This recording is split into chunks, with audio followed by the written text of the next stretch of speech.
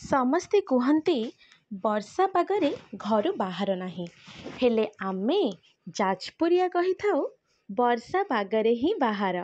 କାହିଁକି ନା ଆମ ପାଖରେ ଦୁନିଆର ସବୁଠୁ ସୁନ୍ଦର ଜିନିଷ ଅଛି। ସେଇଟା ହେଲା ପ୍ରକୃତି ଆଉ ତାର ସବୁଜ କୋଣ। ସତରେ କେତେ ମନୋରମ ଲାଗୁଛି ନା? ତାହେଲେ ଚାଲନ୍ତୁ, ମୁଁ ଆଜି ନେଇଯିବି ଆପଣମାନଙ୍କୁ ମୋ ସହ ମିନି କେଦାରନାଥ ବୁଲେଇବାକୁ। ଗାଡ଼ିରୁ ଓହ୍ଲେଇବା ପରେ ଗୋଟେ ଛୋଟ ପୋଲଟେ ପଡ଼ିଲା। ସେଇଠି କିଛି ଗାଡ଼ି ରଖାହେଇଛି, କାହିଁକି ନା ଅନେକ ଶ୍ରଦ୍ଧାଳୁ ଆସିଛନ୍ତି ବାବାଙ୍କୁ ଦର୍ଶନ କରିବାକୁ। ମିନି କେଦାରନାଥ, ଅବିକଳ କେଦାରନାଥ ଭଳି। ଆଉ ସବୁଠୁ ବଡ଼ କଥା, ମନରେ ଯଦି ଭକ୍ତି ଥିବ ତାହେଲେ ସବୁକିଛି ସୁନ୍ଦର ଆଉ ଭକ୍ତିମୟ ଲାଗିବ। ଫାଇନାଲି ମୁଁ ପହଞ୍ଚିଗଲି ଆମ ଯାଜପୁରର ବଡ଼ଚଣାରେ ଥିବା ମିନି କେଦାରନାଥ ପାଖରେ। ଚାଲନ୍ତୁ, ମୁଁ ଆଜି ଦେଖେଇବି ଏଇଠି ଅଛି କ'ଣ କ'ଣ। ମନ୍ଦିରକୁ ପ୍ରବେଶ କରିବା ଆଗରୁ ମୁଁ ଆପଣଙ୍କୁ ମନ୍ଦିରର ଗୋଟେ ପାର୍ଶ୍ୱର ପରିକ୍ରମା କରିକି ଦେଖାଉଛି। ଆକ୍ଚୁଆଲି ମନ୍ଦିରଟି ସମ୍ପୂର୍ଣ୍ଣ ରୂପରେ ବିଲ ମଝିରେ ଅଛି। ଆଉ ମନ୍ଦିରଟି ପ୍ରାୟତଃ 1 ବର୍ଷ ହେବ ହେଇଛି, ସେଇଥିପାଇଁ ମନ୍ଦିର ପରିବେଷ୍ଟନୀର ସବୁ କାମ ଏବେ ବି ସମ୍ପୂର୍ଣ୍ଣ ହୋଇନାହିଁ। ତ ଏପଟେ ବାବା ହନୁମାନଙ୍କ ମନ୍ଦିର ଅଛି, ତା ପଛକୁ ଜଗଦୀଶ୍ୱର ଲେଖା ହେଇଛି। ସେଇଠି ଯାଇକି ଆପଣ ଫଟୋ ଉଠାଇ ପାରିବେ। ଚାଲନ୍ତୁ ଏବେ ଯିବା ମନ୍ଦିର ଭିତରକୁ। ମନ୍ଦିର ଆଗରେ ପାଣି ଅଛି, ସେଇଠି ଆପଣ ଗୋଡ଼ ଧୋଇକି ମନ୍ଦିର ଉପରକୁ ଯାଇପାରିବେ। ମୁଁ ବି ଗଲି ଆଉ ବାବାଙ୍କ ଆଗରେ ହାତ ଟେକିକି ଦଣ୍ଡବତ କଲି। ହେଇ ଦେଖନ୍ତୁ, ଇଏ ବସିଛନ୍ତି ରାଜାଧିରାଜ ବାବା ଭୋଳା ବାବା। ଜୟ ଶିବ ଶମ୍ଭୁ, ଜୟ ଶିବ ଶମ୍ଭୁ। ଆପଣ ଦେଖିପାରୁଥିବେ ଅନେକ ଭକ୍ତ ଏଇଠି ଅଛନ୍ତି, ପୂଜା କରୁଛନ୍ତି। ମନ୍ଦିର ଭିତର ମୁଁ ଆଉ ଟିକେ ପରେ ଆପଣମାନଙ୍କୁ ଦେଖେଇବି। ତ କିଛି ଏମିତି ଅଛି ମନ୍ଦିର ଭିତରର ପ୍ରାଙ୍ଗଣର କାରୁକାର୍ଯ୍ୟ। ଆଉ ଏଇଠି ମା ଝିଅ ବସିକି, ମାନେ ମୋ ବୋଉ ଆଉ ମୋ ସାଙ୍ଗ ବସିକି ପଇସା ଗଣୁଛନ୍ତି।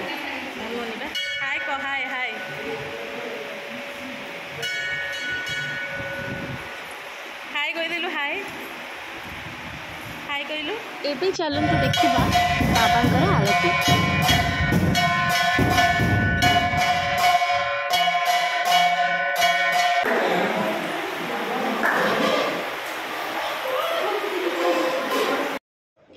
ମନ୍ଦିରର ପଛ ପାଖରେ ପୋଖରୀ ଗୋଟେ ଅଛି।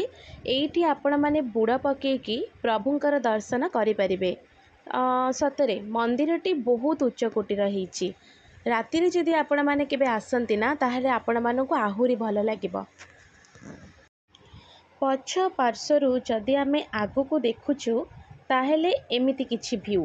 ଏମିତି ଆଗକୁ ଆଗକୁ ଗଲେ ମନ୍ଦିରର ଦୁଇ ପାଖରେ ଦୁଇ ସାଇଡ଼୍ରୁ ବି ପ୍ରବେଶ ଦ୍ୱାର ଅଛି। ଚାଲନ୍ତୁ ଭିତରକୁ ଯିବା, ପ୍ରଭୁଙ୍କ ଦର୍ଶନ ଆଉ ଥରେ କରିବା।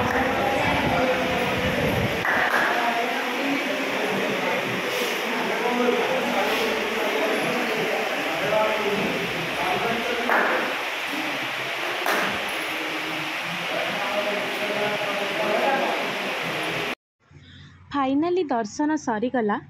ଓଭରାଲି ଜାଗାଟି ବହୁତ ଭଲ ଲାଗିଲା, ବଟ୍ ଆହୁରି ବହୁତ କିଛି ଅଣ୍ଡର କନଷ୍ଟ୍ରକ୍ସନରେ ଅଛି। ଏଇଠି ଗୋଟେ ଜାଗା ଦେଖନ୍ତୁ, ଆପଣମାନେ ଯାଇକି ଫଟୋ ଉଠାଇ ପାରିବେ। ମୁଁ ଏବେ ଯେଉଁଠି ଛିଡ଼ା ହେଇଛି ସେଇଟା ଗୋଟିଏ ମାତ୍ର ଦୋକାନ ଯାହା ମନ୍ଦିର ଭିତରେ ଅଛି, ଯେଉଁଠି ଆପଣ ସ୍ନାକ୍ସ, କୋଲ୍ଡ ଡ୍ରିଙ୍କସ୍, ବ୍ରତ, ଲକେଟ୍, ଛୁଆଙ୍କ ଖେଳନା ଏସବୁ ପାଇପାରିବେ। ସମ୍ପୂର୍ଣ୍ଣ ମନ୍ଦିରର ଭ୍ୟୁ କିଛି ଏମିତି। ଦର୍ଶନ ସରିଗଲା, ଏବେ ଆମେ ଫେରିବା, ହେଲେ ଘରକୁ ନୁହଁ, ଆଉ ଗୋଟେ ଜାଗାକୁ। ଚାଲନ୍ତୁ ଯିବା।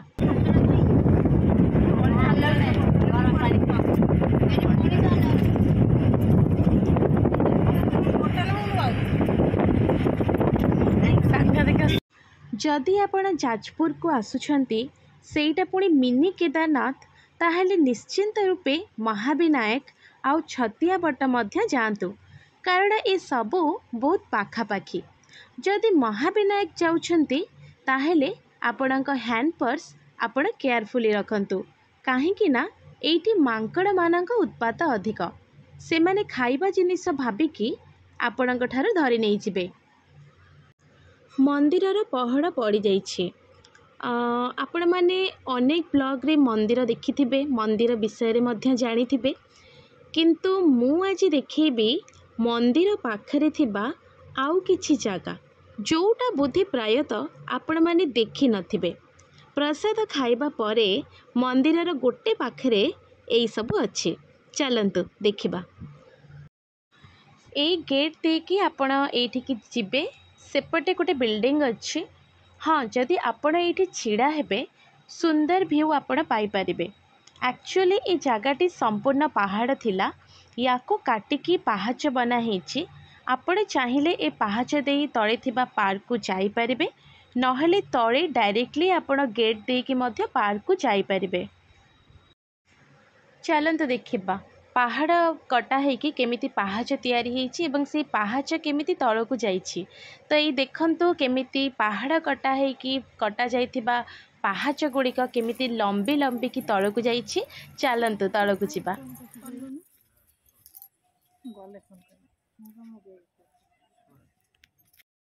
जदि आपण फोटो उठेबा प्रेमी बा फोटो उठेबा को आपण को भल लगे ताहले निश्चिंत रूप से जगह को आसंतु, कहीं ना ये जगहटी बहुत सुंदर फोटो उठेबा पाई पूरा परफेक्ट प्लेस। आपण देखि पारुथिबे केते बढ़िया बढ़िया जगह अच्छी, केते भल भल जिनस ये अच्छी, वृक्षलता पहाड़ ता सहित यही सब आर्टिफिशियली जो गुड़ाक बना होती सतरे बहुत सुंदर लगुच।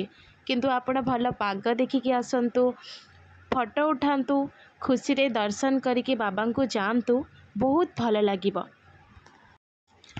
हाँ, एठी मध्य संपूर्ण रूप से डेवलप हेनी, आहुरी अनेक जिनस हवा ये बाकी अच्छी, तथापि बहुत भल लगे आपण को, कहीं एटा एमिति गोटे जगह जोटा कि आध्यात्मिकता एवं प्रकृतिर एटा गोटे संगम स्थली कहले अत्युक्ति हम ना। कहीं ये सबू आपण पाइबे, प्रकृति को पाइबे, भगवान को पाइबे, ता सहित आपण मनोरंजन भी हो, ता सहित आपण भगवान का दर्शन भी हो, शांति लगे। चंडीखोलर बा महाविनायक आउ गोटे स्पेशलिटी अच्छी, सेटा होची मांकड़ माने। से माने एते इनोसेंट, एते निष्पाप, से माने को खाली खाइबा टिके दे देले ना से माने बहुत खुशी हो जाती, दल बड़ हेकी पळे आसंती, खाइबा लेके जाती। हाँ, बेले बेले टिके दुष्टामी कर दियंती, जेमती अन्यर पर्स नहीं जिबा, स्नैक्स जदि आपण धरुचंती ताको से माने जबरदस्ती नहीं जिबे, किंतु कौन करबा एडजस्ट तो करबा को पड़िबो, काहेकि ना से माने पशु, से माने तो मनीष नुहंती। फाइनाली सबू दर्शन कर सारिबा परे, तीनोटी जगह बुली सारिबा परे घर को जीवार समय आसी जाइथिला। एते जगह बुलिकी मन को शांति लागिबा परे घर को फेरिबा समय निश्चिंत रूप से दुख लगुथिला। कौन करबा, फेरिबा को तो पड़िबो।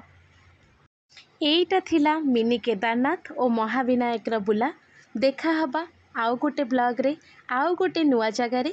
से पर्यंत रहिली। जय जगन्नाथ।